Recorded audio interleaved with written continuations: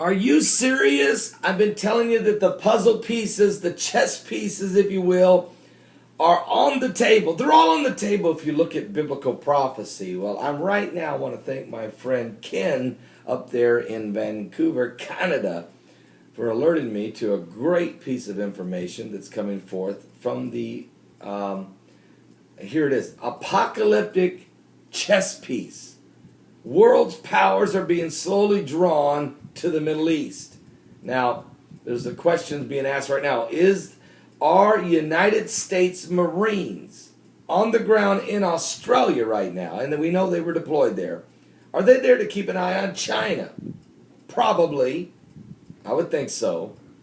That's a question, and that's a big piece. That's a change of strategy for the U.S. to put Marines on the ground in Australia. Meanwhile, Russia's not going to sit back and do nothing. There's a report breaking right now today that out of Iran that the Russian military anticipates that an attack will occur on Iran for their nuclear weapon capabilities and enriched uranium. And they expect that Iran will be attacked this summer. So Russia has deployed an action plan to move Russian troops through neighboring Georgia to stage protection and setting them up in Armenia, which borders along the Islamic Republic of Iran. And this is according to informed Russian sources. So this is taking place. While America is putting troops in Australia to keep an eye on China, Russia's moving troops into Armenia, right along the border of Iran, to keep an eye on Iran for protection, not to attack, not to invade Iran, but to protect Iran, getting troops close. That's going on as well. And while that's happening, there's also increased information coming that Iran's nuclear revolution is already spreading through the Middle East. Yesterday, Jordan is facing an uphill battle to build its first nuclear reactor. Now, that was April the 9th, 2012. Jordan is trying to figure out a way to build its first nuclear reactor to supply badly needed electric power, and serious concern over environmental hazards and financial risks the cash-strapped kingdom of Jordan would have to endure. So, lacking the oil and the gas reserves of its neighbors, Jordan's in a jam, aren't they? And so Jordan has been reliant on imports to provide powers for its homes and vehicles. Chaos in Egypt's Sinai Peninsula over the past year virtually has cut off the natural gas imports because the pipeline has been sabotaged 14 times. What? Well, that's because when Jose Mubarak was removed, you have this uprising, the killing of the Coptic Christians, some of the Muslim Brotherhood that have moved in position, taken 48% of the seats of the parliament, and are now going to run their own presidential candidate. Karit al-Shader, the Shady Shader, is going to move into power. You'll see. He will win the election over Omar Suleiman, the former vice president of Jose Mubarak. The guy that everybody wanted, let me just grab my notes real fast, his name was Hassim Abdul Ismail. He's been disqualified, even though he had 80% of the population of Egypt wanted this guy, Hassim Abdul Ismail. Why did they disqualify him? Because his late mother, for about a year and a half, had dual citizenship with the United States.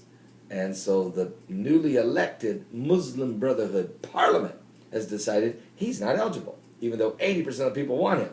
So it's going to come down to the former VP under Jose Mubarak, which is Omar Suleiman, or a new guy, a Muslim Brotherhood representative, Karit al-Shader. Slim Shady? Wait a minute, there's more going on as the chess pieces are coming together. The United States takes another move by moving they deploy I said two aircraft carriers into the Gulf. This happened yesterday on April 9, 2012. The United States Navy said Monday it had deployed a second aircraft carrier to the Persian Gulf region. And rising tensions with Iran over its disputed nuclear weapons program. The deployment of the nuclear-powered USS Enterprise, along with the USS Abraham Lincoln carrier strike groups, marks one of the few times that the Navy has had two aircraft carriers operating in the waters near the Persian Gulf. So keep an eye on what's going on there. Think about it a minute.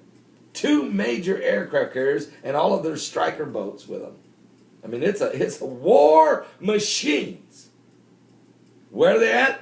Persian Gulf. Who they got an eye on? Iran. What are the Russians doing? Moving troops. Where? Along the Armenian border with who? Iran. What's Iran doing?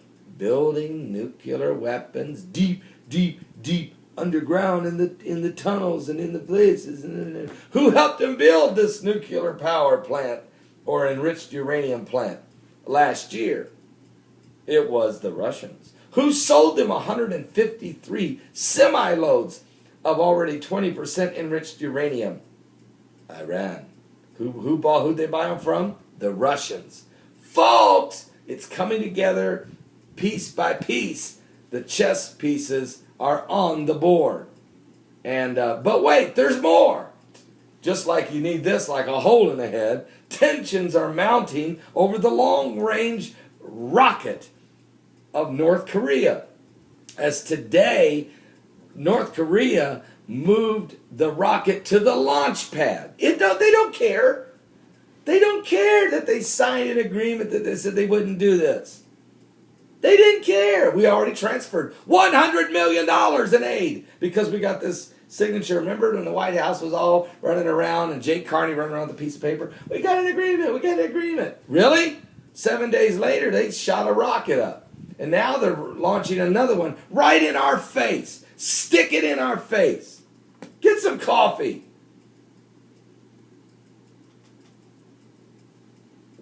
Are you serious? Kim Jong-un? I think Kim Jong-un actually has more guts and more gusto and more fortitude than maybe even his father, Kim Jong-il. Because this young man seems to just say, I don't care. Okay? Just do it. Move it out there. They're going to shoot this rocket. This rocket, and they're testing it.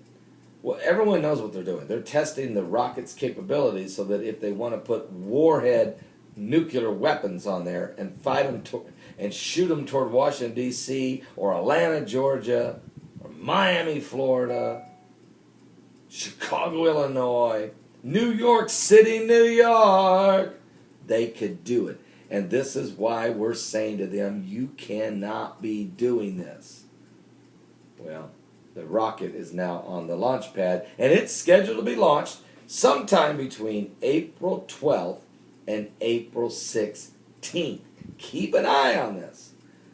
And I would lean more toward the 16th or later because of the aura, the demonic activity, of course, of April 20th. April 20th is the day that the BP oil spill exploded. April 20th is the day of the Columbine shooting. April 20th was the day that the World War I was declared. April 20th is Adolf Hitler's birthday. Oh, we could go on and on and on. Keep an eye on what's going on right now. Critical times taking place with them. So, you've got all of this stuff going on right now. I'm telling you. And then forget about this, there's Salmonella.